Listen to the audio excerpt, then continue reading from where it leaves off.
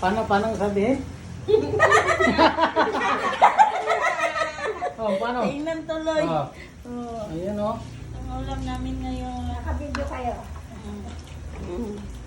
Yung chef cook namin si Boy Logra. Hindi si Boy Logra kasi babae man. Boy Logra yun oh. Yun oh. Yun, pati yung Anong tawag dito? lumpiang gulay. Lumpiang gulay. Okay. Kabila naman. Ito, kalderitang Hindi yan kalderita. Ano? chapchoy. Hindi. Nang mixado. Mixado. Masarap siguro to pag na-tikman, no? Alright. Kabila. Rice at saka ano. Tapos, ito, oh. May ulam na, yung kakain na lang kulang, oh.